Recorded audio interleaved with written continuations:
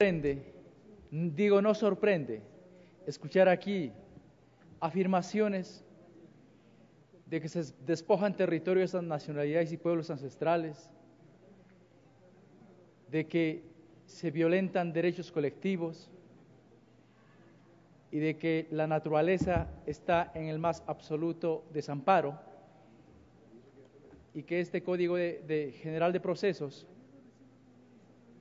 constituye casi que el golpe de gracia contra los derechos de la naturaleza. Bueno, no sorprende porque hemos escuchado afirmaciones parecidas en forma permanente, sin que se mencione en ningún momento cuáles son los casos concretos, dónde, cuándo se desarrollaron este tipo de violaciones a los derechos, en qué momento tal o cual pueblo ancestral o territorio comunitario fue despojado de su territorio por parte de una multinacional, o cuál es en concreto la política del gobierno nacional que atenta contra la vida de las nacionalidades y pueblos. En ningún momento hemos escuchado decir cuáles son esos casos concretos, de tal manera que lo que se diga de la manera más retórica es falso, de falsedad absoluta. Es en esta revolución ciudadana en donde surge una constitución que efectivamente reconoce los derechos de la naturaleza. Nunca antes ocurrió aquello, en esta revolución ha ocurrido.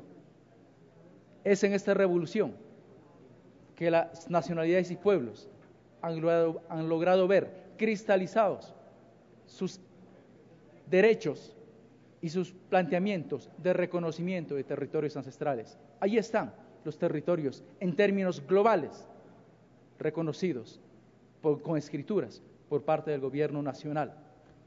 Y ahí estamos también trabajando desde las más diversas esferas para el cumplimiento, para el respeto de los derechos de la naturaleza. Aquí nadie es propietario de los derechos de la naturaleza. Nadie puede decir, yo soy el que defiendo los derechos de la naturaleza. Creo que esa es responsabilidad de cada ser humano, de cada ciudadano. Evidentemente, desde las comunidades, evidentemente, desde las nacionalidades, pues en el ejercicio de los derechos colectivos se plasma también la protección a los derechos de la naturaleza.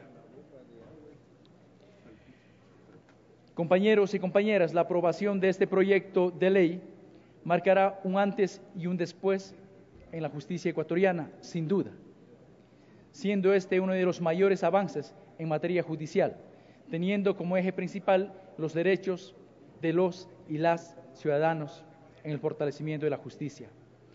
Aquí se establecen mecanismos que agilitan los procesos judiciales a partir del sistema oral, de acuerdo con los principios de concentración, contradicción y dispositivo, que permite llevar procedimientos de manera más sencilla, rápida, eficaz, evitando trámites engorrosos y acumulación de papeleo que ha terminado en el retraso de los procesos y carencia de justicia de la que padecía el Ecuador hasta antes del 2011.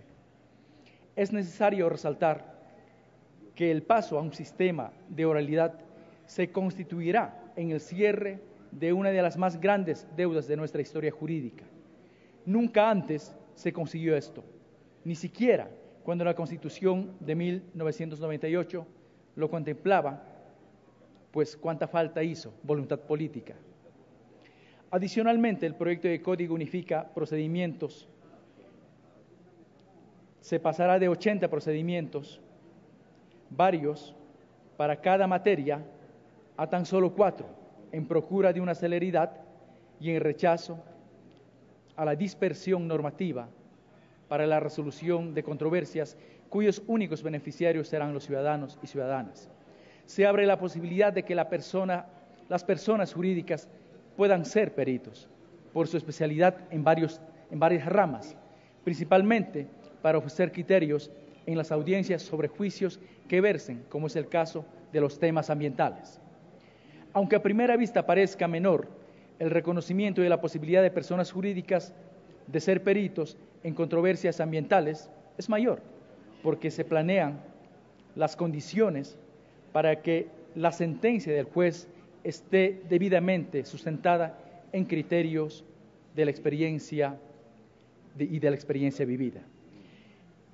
Esto se compagina con otro punto relevante para el derecho procesal, que es el reconocimiento de la naturaleza como parte procesal, punto que ha sido cuestionado a mi criterio sin motivo, ya que la actual Constitución reconoce a la naturaleza como sujeto de derechos, por lo que como legisladores estamos obligados a adecuar y desarrollar nuestro ordenamiento jurídico con lo que la Carta Magna prescribe. La capacidad procesal en este proyecto reafirma lo estipulado en el artículo 71 de la Constitución, en donde toda persona, comunidad, pueblo o nacionalidad podrá exigir a la autoridad pública los derechos de la naturaleza, promoviendo que se protejan y respeten a todos los elementos que conforman un ecosistema. De tal manera que este es un tema que no resulta nuevo en este ejercicio. Yo anteriormente mencioné que desde las comunidades y pueblos, cuando se plantea la necesidad de reconocimiento de tierras comunitarias, de territorios colectivos, allí está implícito esta defensa. Cuando se demanda y se exigen asimismo la práctica de mecanismos amigables en procesos productivos, también está implícito. De tal manera que no se trata de cerrar barricadas, no se trata de pretender los territorios comunitarios como algo absolutamente fuera del Estado ecuatoriano para que esto sea defensa. Eso quiere decir que nunca se entendió, no se entendió jamás qué implica derechos colectivos, qué implica el derecho a la tierra y al territorio en el marco del Estado. En este caso, en específico, la reconvención no podrá ser utilizada, ya que la naturaleza no ejerce ninguna acción voluntaria y es el defensor del pueblo el que actúa de intermediario, considerando su responsabilidad e independencia en el ejercicio de la defensa. Considerar a la naturaleza como sujeto procesal permitiría poder solicitar medidas precautelares para la protección y preservación de la naturaleza, impidiendo la repercusión de las amenazas o el daño ambiental que pueda causarse por terceros. La incorporación de la naturaleza como parte procesal resulta un acierto dentro de este proceso y es muestra de la innovación que será la implementación de que implicará la implementación de este proyecto de código. La capacidad procesal es también abierta a las comunidades, pueblos, nacionalidades o colectivos, como establece la Constitución de la República, garantizando derechos sin distinción de ser representados por medio de una persona natural o grupos humanos legitimados. Es importante que toda persona natural, jurídica o grupo humano sea recibido y escuchado en los distintos procesos que se inicien por infracciones de carácter ambiental. Aún así, estos no hayan sido vulnerados sus propios derechos.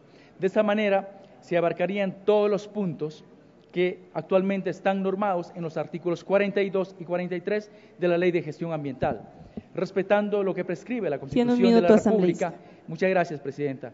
En su artículo 396, en donde todo daño al ambiente, además de las sanciones correspondientes, implicará también la obligación de restaurar integralmente los ecosistemas e indemnizar a las personas y comunidades afectadas. Muchas gracias, señora Presidenta.